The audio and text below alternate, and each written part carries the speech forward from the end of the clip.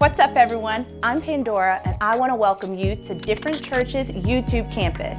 Now, before we get to the message, there's a couple of quick things that you can do in order to get connected here at Different Church. First off, subscribe and then tap that notification bell so you know when all the new sermons drop. Second, make us a part of your social media to stay up to date on all the happenings at Different Church. Last but not least, if you call Different Church home, visit our website at dfrnt.church. Click on the Generosity tab and give so you can be a part of the vision here at Different Church. Now, wherever you're watching, we hope that God speaks a great word into your life.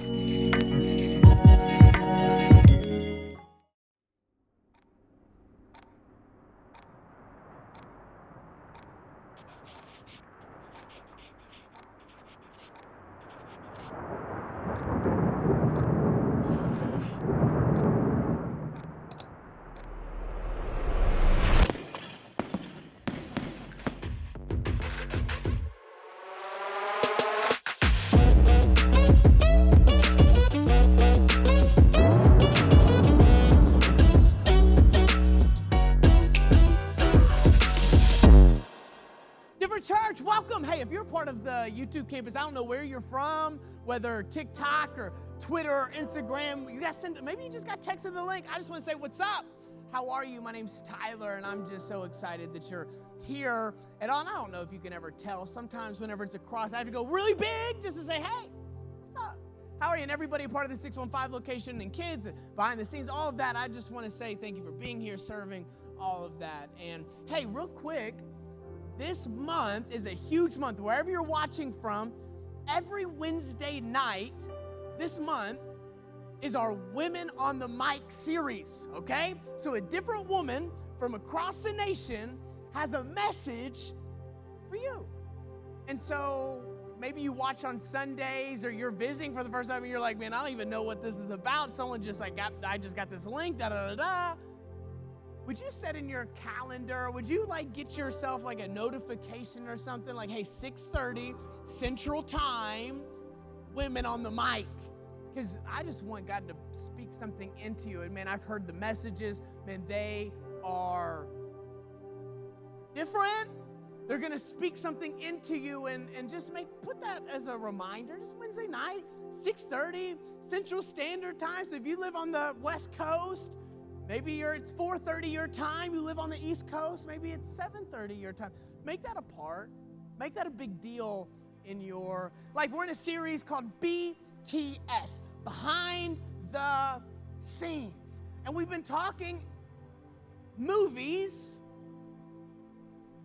that are 2 hours long, take 2 years to make. You're watching 2 hours of a finished product that took 2 years to make. The song that you love, that you're listening to right now, that was made last year. That was produced, that was written, that melody was made sometimes years ago. And you're just now seeing the finished product. And I think that a lot of times we can get discouraged looking at everyone else's finished product and we're still in the BTS, the behind the scenes. You know, whenever I was thinking of movies, and not to literally just the other day, I was thinking, what movie changed my life? When I saw the movie, it blew my mind. You know what movie it was? I think it was 2009. Someone can correct me. Avatar came out. Okay. Now at the time, okay, I was, I don't know, a junior in high school maybe. Avatar came out. And people started talking about this movie. And I remember I went, and it's 4 hours long, all right? And I've seen Avatar 30 times. Half of my life has been spent watching Avatar. I'm pretty convinced. I like the movie a lot. Everyone's talking about Avatar, so I'm like, okay, whatever, I'm gonna go see it. Because I've seen all the big movies, right? The blockbuster movies. I go, and I sit down. I had never seen a movie like this. I just remember looking, and it was so bright, and it was so beautiful, and I was like, oh, this is a movie. This is crazy. Did you know something? The director's name's James Cameron, okay? He wrote Avatar in the 70s. He wrote the movie we saw in 2009 in like 1978, 50 years ago. You know why it didn't get made until 2009? He said technology wasn't advanced enough to make the movie he saw in his head. He said he had to wait for CGI to catch up. He even created technology to make the movie. He didn't wait for others. He created new technologies and animation and CGI just to make this movie happen. How long was James Cameron's BTS? 50 years. He wrote, he made the world, and you can see old drawings when he was like younger of like the plants and the world and the creatures and all of that. 50 years in the past. I'm sure glad he didn't give up on the final product when the 80s didn't have the technology, when the 90s didn't have when the early 2000s didn't have the. And so oftentimes what I see is God has given us a vision that we may not have the supplies for yet, okay? God may have something. He's spoken something to you. There's something in you for your marriage, for your finances, for your business, for your kids, for your ministry, for whatever. And you're like, dude, that's crazy. There's no way I can make that happen. Maybe not in 1978. Maybe not in it's coming.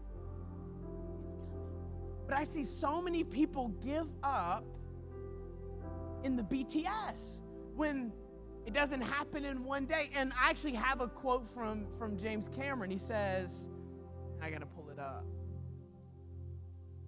James Cameron said, there's always the feeling of wanting to rush to the end and produce. But part of living a creative life is knowing when ideas are ready to fly and when they need more time in the nest. You know what I love a lot? A microwave. I love how fast my microwave cooks things. You know what I hate? You know how like on the back of like your chicken nuggets, it'll say microwave and then it'll say conventional oven, and you see like 3 to 5 minutes on microwave, and then it's like 35 minutes on your conventional oven. You're just like, oh man, I'm just gonna do the microwave. I'm just gonna do it. And then they taste like rubber and we get mad. Isn't there something in us, we want it now? God, you've given me a vision. God, I know what it needs to look like. I know how it needs to happen. Give it to me today. Here's what I'll tell you. Your BTS may be 50 years long. How long are you willing to wait to see the vision God has for you before you bail out? Before you bail out. It's the BTS. It's the behind the scenes. And that's it. Listen, that's not, I don't want you to be discouraged when you go, oh, I got to wait 40 years. That's encouraging. Because you know what, Avatar, I think it still is. Isn't it the highest grossing movie, like really of all time? I'm sure James Cameron's pretty glad he waited. It probably wouldn't have went as hard in the 80s, in the 90s, early too. It happened right when it needed to happen. And man, I remember when it came out, dude, people were freaking out.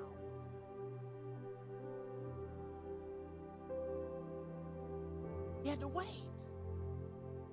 And that will really determine, is the vision God gave to you worth it? And really, do you really cherish the vision God gave you? Are you willing to wait for it? And this isn't just a Tyler problem. This isn't a James Cameron problem. This isn't a you problem. You know who had these same problems? The people in here. They had the same behind the scenes. They had the same BTS. They went through. David, we've talked about it, didn't just wake up and sling a rock and kill. There was BTS behind the scenes. And so now if you have a Bible, we turn to Joshua 6. I didn't grow up like going to church or anything like that. So I didn't like grow up doing the what do they call it, Sunday school, or like the Bible studies before church. I didn't grow up doing that. But I do remember hearing this story called the Walls of Jericho. I just remember, and I think I saw like a Veggie Tales back in the day about it, like all this stuff. Can I tell you, without even reading it, the Israelites, the people that walked around, they didn't just walk up and then fall. That didn't happen. They didn't just wake up and God had just had the walls fall and the treasure was like, that didn't happen. You know, there's a BTS to this too. Because the church, and some of my favorite songs talk about like walls falling and breakthrough coming and all this stuff. And I love that. I preach it all the time because I believe walls are falling. I believe doors are opening. God's doing something in you. And I preach that all the time, but there is, to every open door, a behind the scenes. So if you have a Bible, Joshua 6, verse 1. How did they get these walls to fall?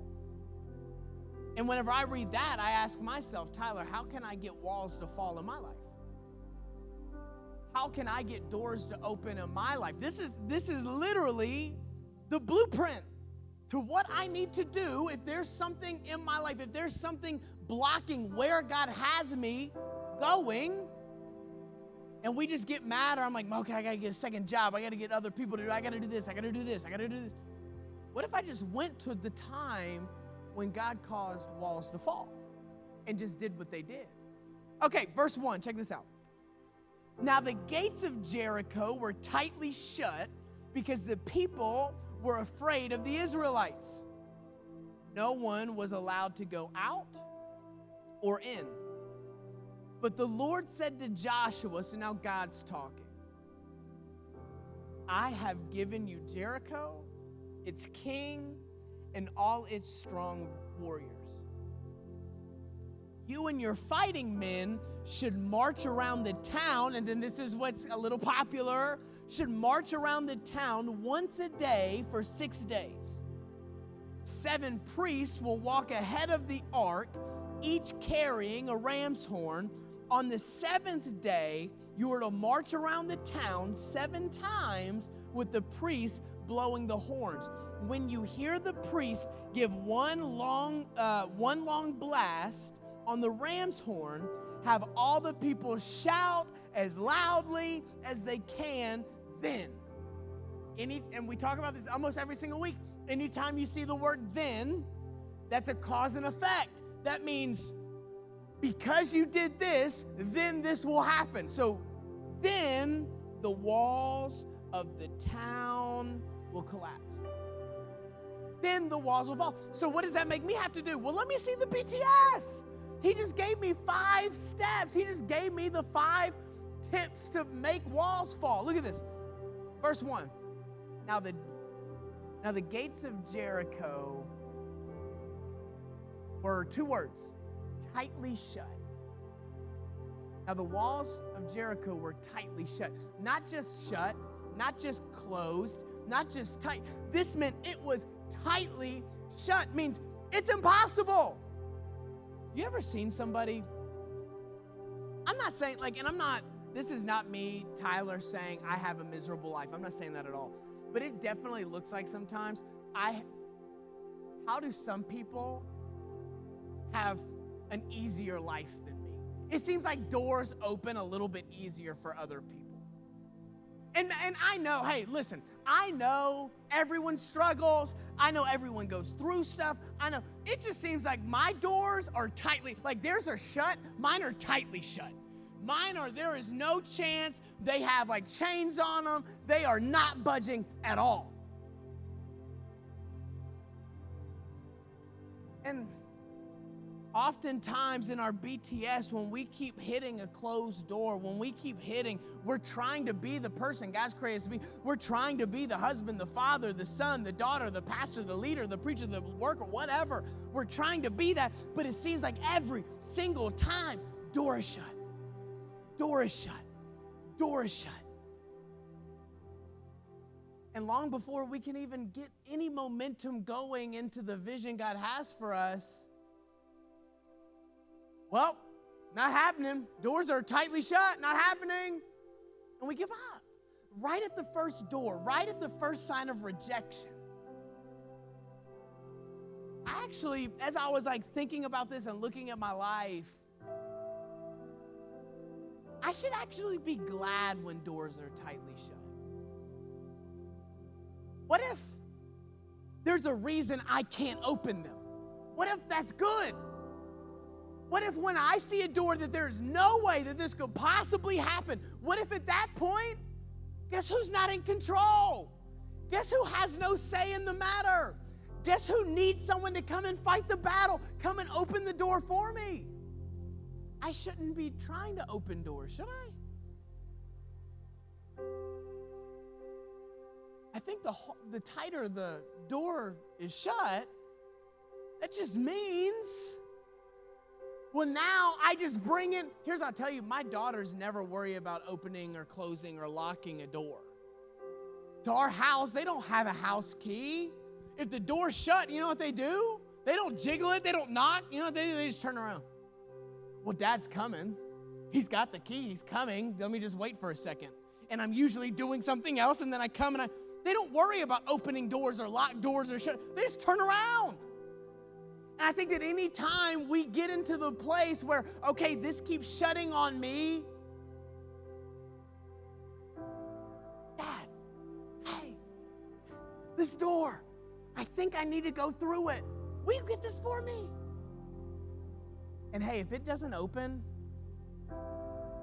if like, man, I've been doing this for 20, 30, 40, 50, 60 years, if it doesn't open, just walk down the hallway. There's another door. Go find another one. But I see, man, we get so hurt right when we go to step out, oh, I'm going to do this, and then, right, I know so many people that start businesses that just nothing happens with them. I was talking to somebody today, they were talking about, man, I want to start a vlog, I want to do this, I want to do this, and then I started telling them, well, hey, you need to have a schedule. I started telling them like all the stuff that you have to do to really make sure that you're producing content all the time, because no one's going to view your first one. No one's going to view your second one or your third one. And really it determines if you're really passionate about the vision, do you keep posting after the seventh one has no traction? When the door gets shut. But don't worry if the door just keeps slamming in you. Just, Dad, hey. It should be encouraging. Don't get hurt. Be encouraged. Hey, now I get to bring in somebody that can really open this thing. Stop trying. The Israelites didn't. They saw that they were shut. He immediately went to God. Well, now the gates of Jericho were tightly shut because the people were afraid of the Israelites. No one was allowed to go in or out. Verse 2. But the Lord, so Joshua, hey, we can't get in. But Joshua, and goes to the Lord says to Joshua, I'm not going to spend a lot of time because this is one of those times when you can like really start to preach. I don't want to do that. Look at what God says to him. I have given you Jericho. I've given you the king, and I've given you its warriors. It's yours. It is that marriage that you're praying for, it's yours. It is. God desires that for you. It's yours. But a lot of times when we don't get it, when we find rejection, when we don't find it in the first day, 2 days, 3 days, whatever, we go, okay, I guess it's not meant for me. It's not meant to be. No. It is. But there's just a behind the scenes to it. And a lot of times we're like, oh, no. Right whenever it doesn't work out the way it goes in our head, right? You plan how the meeting's going to be. You plan what you're going to say. You plan what it's going to look like. You plan, and then the first time it goes off, you're like, no, I didn't plan this. Well, then it must not be meant to be. No, you think the first time I ever argued with my wife, I went, okay, I'm done. No. You can't do, like, that's not how that works.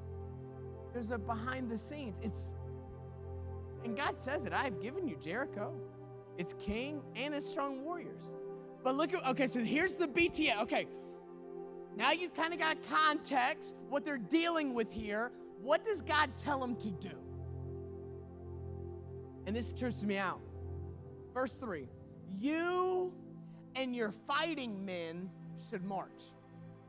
So I read that, And I went, why would the fighting men march? They fight. They fight. Why would I have them? That's the opposite of what they should be doing. They should be getting ready to fight. A lot of times in your BTS, God will ask you to do something that seems totally opposite of anything. My marching men should march. I have a marching band. Let them march. My fighting men will stay back just in case. When you say just in case, are you not pulling back a little bit of your faith? Is some of your faith not in that hey, I'm gonna keep this just in case something bad happens. God told him to do the opposite. Send your fighting men to walk. If you're waiting in your BTS, if you're waiting on God to make sense, if you're waiting on him to tell you to do something that feels safe, you're gonna be waiting a long time. Like a long, long time. Not just a long time, I'm talking about a long, long time. And here's the balance, okay? Listen. We put faith and wisdom like head to head. Okay, so like I'm gonna walk in faith, but I'm also gonna be wise, right? I hear that all the time. I wanna be wise, but I wanna walk in faith. Can I tell you the wisest thing you can do is walk by faith? That's the wisest thing you can do. What does Proverbs 3, 5, and 6 say? Trust in the Lord with all your heart and don't lean on your own wisdom, understanding, knowledge, but acknowledge him in all your ways, and he will make your path straight. Faith, faith, faith, that's it. How much faith do you have in your BTS to see the vision God has for you? How much faith do you have in it? Do you know wisdom doesn't make God happy? It doesn't please God. Do you know that? One passage in the book of Hebrews says one thing makes God, it pleases God. What is it? Faith. Faith pleases God. But I think we like to walk in wisdom a little bit more than we like to walk in faith. Why? It's not as scary. I have more control when I'm wise with my finances, when I'm wise with my parenting, when I'm wise with my job, when I'm wise with my business. I like wisdom. I get control. He says, no. Opposite. Walk by faith. Trust me. It's scary, isn't it? Letting go. The thing that makes sense in your head, but you know God's calling you to do something totally different. You're just like, but there's no way, but I know God's telling me. I took Salem and Asher to the park the other day, and Salem's big to where, like, if there are monkey bars, she can go from like one set of monkey bars and swing to like a whole other like jungle gym. Like, she's getting good at this stuff. Asher, she's younger. So she sees Salem and she wants to do what Salem does. But obviously, she's not just going to do that like crazy. She's never done it before. So she's like, hey, Dad, come here. So I said, okay, what's up, dude? She said, hey, I want to do what Salem does. I want to hold on with both of my hands, and then I want to get to the other one with both my hands. I said, okay, cool. She said, will you stay right here? And just like, she said, don't touch me, Dad, but like, be ready to catch me if I fall. But don't touch me. And I said, okay, cool. I'm not going to touch you, dude. Chill. So she gets to the top and she's holding on, and she puts one hand on the new jungle gym, and she keeps one hand on the old, and her feet are holding on, or like she's standing up. And I'm like, okay, babe, I got you. Don't worry. And she's holding on, and then she stops. She goes, Dad, my hands are sweaty. I got to wipe them off. So she starts wiping her hands off. She's getting really ready. Right? She's ready. She gets on. She puts one hand on the new, one hand on the old. I'm like literally right here. And she turns back. I was like, are you scared, dude? She's like, yeah, I'm scared. I was like, just let go. Like, literally, just switch. I'm here. I got you. It's a pivot. That's all you've got to do. And she was like, okay, let me wipe my hands one more time. And she was like, she was really concerned about the lubrication on her hands for some reason. She's freaking out.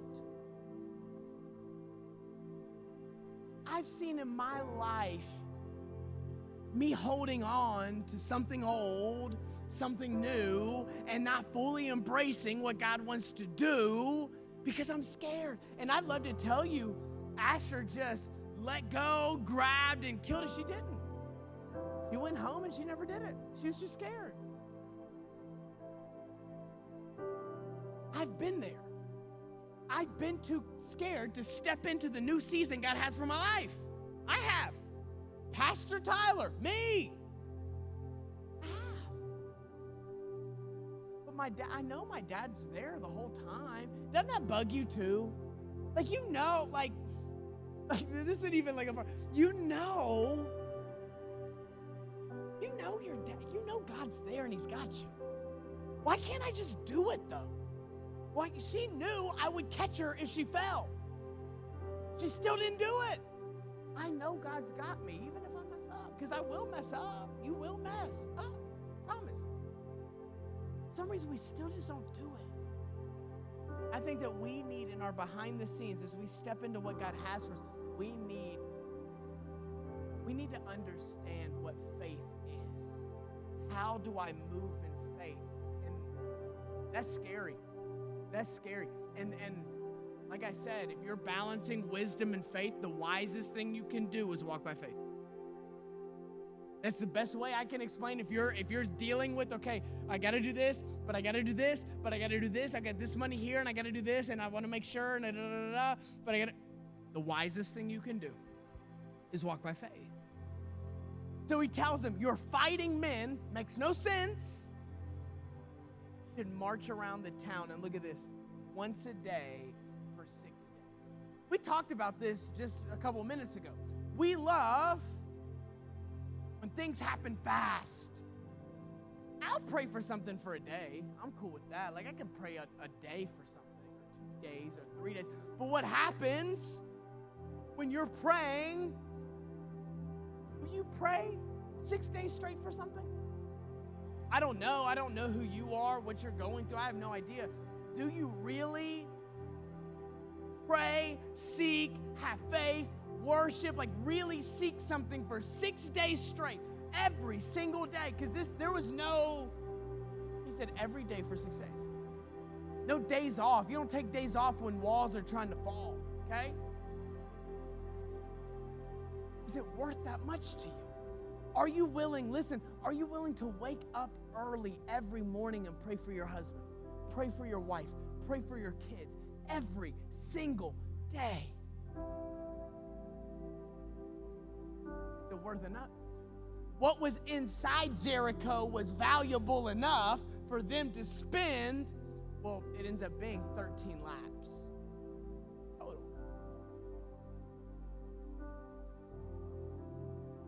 What I'm praying for, what I'm going through in my life, what I'm desiring in my life, the vision I have I really walked around 6 times?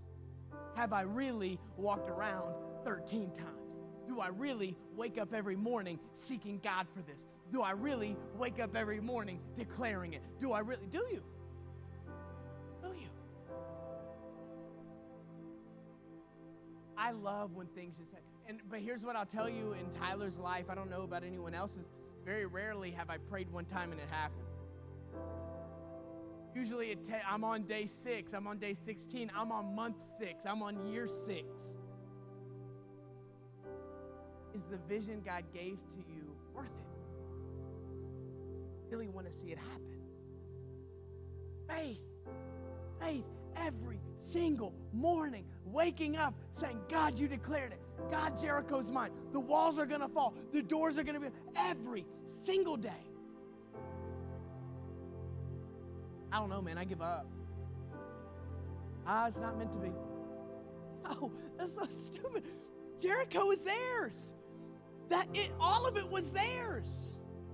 I'm sure. Well, I mean, hold on. Look at this. You and your fighting men should march around the town once a day for 6 days. 7 priests will walk ahead of the ark, each carrying a ram's horn. Look at this. I gotta try to learn to hold this.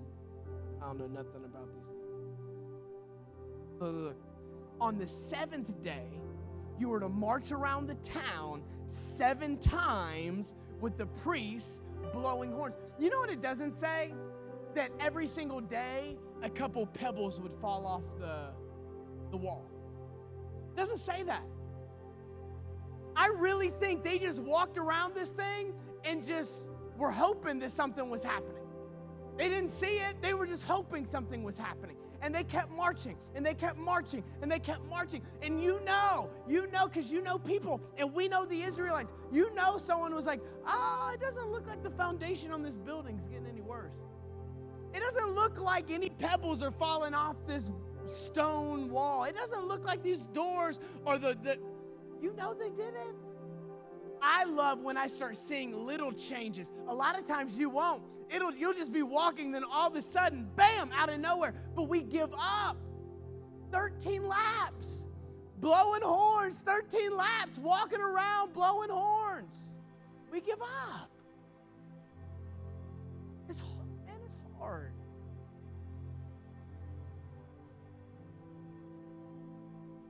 And I think their secret, what does he say to do? On the 7th day, we were to march around the town 7 times with the priests blowing the horns. Verse 5, when you hear the priest give one, look at this. When you hear the priest give one long blast on the ram's horn. When you hear the horn, shout. Your faith has to be loud. Your faith, every single morning, if you're praying for a breakthrough, if you're praying for your marriage, it's got to be loud. Every morning you're shouting, you're blowing the horn, you're praying, you're worshiping, because you know on the other end of your faith, on the other end of your worship, on the other end of your prayers, there are fallen walls. But faith looks foolish sometimes. I'm holding a horn. Faith looks foolish, but you're every single morning waking up declaring your marriage is better, declaring your child's healed, declaring that your finances are better. Your faith is loud.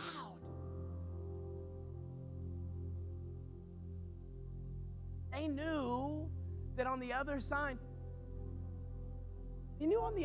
of their faith, the treasure that was inside of the walls. I think a lot of times we can miss the perspective of that. It's not just walls fall and that's it. There are things inside of the door that you're praying for, the marriage, the job, the promotion, whatever it is. But that's why it's so easy to give up, isn't it? Because is it really worth it? You know how many people I know, and this is, I'm not calling you out if this is you, I'm not. You know how many people I know that pray for a promotion at work, and they've been telling Pastor Tyler, man, I'm believing for this, and then they quit the job, while they're praying, they quit the job, they get a new job, and 2 weeks later, the position opens up. Dude, that happens all the time. If they would have just waited in faith, walking, praying. But I've got to ask myself, is my faith loud? Am I willing to look foolish if that means I'm walking by faith? And hey, no one's going to get it. Don't wait for people to get it. Don't wait for people to understand what you're... No. Faith looks foolish to humans, to earthly things. We're not walking in the earthly. We're walking in the heavenly. We're trying to bring heaven to earth. Faith. That's hard. And I think the older I get, the less loud I am. I really thought high school and college was the hardest it got. Little did I know that was the easiest. I always thought okay, I'll talk about Jesus more when I get older. I'll walk in faith when I get older. And it's gotten harder the older I've gotten. And I think that it's because we don't call on our dad as much the older we get. I've seen it in my own daughters, Salem and Asher, 7 and 4. When they were 1 and 2 years old, they loved to show me off. We would walk to a park and they're telling all their friends who I am. That's my dad. That's my dad. That's my dad. That's my dad. over and over and over again. As they've gotten older, dude, I just sit on like a bench over there and just drink water. Don't even know who I am. Because they're with their friends. They've got it. But it's so funny because we'll go to a park and they'll get on a tire swing. And I don't know if you know, I am probably the best tire swing pusher that's ever existed on this planet, okay? But Salem and Asher will have like a 4-year-old boy, 5-year-old boy pushing their tire swing, and they're having an okay time. But they'll look over at me, all their friends, listen, all their people are around, all their friends are around. They know what I'm capable of. They know that I lift up, and then I give it like the little like wrist thing, and they snap something. Like, I know how to do it. This kid doesn't know how to do it. But they have to, in their thinking, say, am I gonna bring my dad into this situation? It's more fun, it's better, it'll be more enjoyable. But there's something about pleasing people, isn't there? Even a 4-year-old and a 7-year-old, no, like I gotta, these are my homeboys, these are my homegirls, I gotta hold it down here. When they're missing out on what I could give them, what I could do for them. And I think the older we get, the harder it is to bring God into our situation. Faith, faith, faith. You're behind the scenes, and I don't know who you are, where you are right now. What you're praying for. One, can I say, don't give up. You may be on day 3. You may be on lap 3 of 13. Keep going. Or maybe you've forgotten that God ever called you to do anything, and you're just like, bro, I am completely. Can I encourage you, on the other side of these walls, there is a treasure for you. God has something for your marriage, for your parenting, for your job, for whatever. He has something for you. Don't stop. Or man, you just haven't been loud. God hasn't heard you pray in years. God hasn't heard you worship in years. Hey, shout! Get a hold, go buy, I don't know. Just shout, God, I'm here, I'm believing, I know you're gonna do something. But can I pray for you? God, we love you. We're so thankful for you. We know you're doing a work in us, but God, I pray that you would just continue to grow us, challenge us. You have something on the other side of these walls, on the other side of this door, on the other side of this trial, this tribulation. God, I pray that I wouldn't get discouraged in my waiting. I wouldn't get discouraged in lap 13 or in lap 12, lap 11, but that I would keep going. I would be loud, that my faith was in, and that I would step out. Take everything you have. It's mine. Giving it to me. God, I'm sorry whenever I've lacked faith, when I haven't ran to you, when I haven't invited you in, when I haven't reached out and said, Dad, I need you. I'm sorry. God, I pray that wherever I am, whatever situation I go through, whatever door I'm in front of, God, that I would always say, Dad, I need you. Come open this. That I wouldn't try to tug and pull and kick and try to break down, but that I would just turn around and say, Dad, where are you? I need you right now. This is hard. God, we love you. We praise you. We thank you. In your name we pray, and everybody said, amen. Hey, what's up? My name's Tyler, and you are a part of our Different Church YouTube campus. And I just want to say thank you. I'm the pastor here. And here's a few things that you can do to stay a part. 1, subscribe and hit the notification bell. Be alerted anytime something drops or releases. We want you to be a part, we want you to be encouraged and inspired, and figure out what your different is. But maybe you want to tell your auntie, your uncle, your cousin, whoever.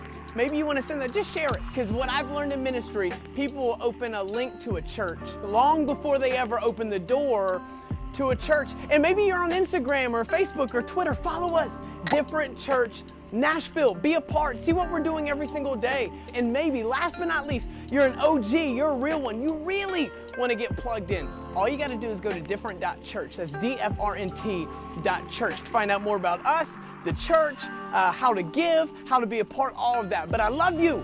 and I will see you next video.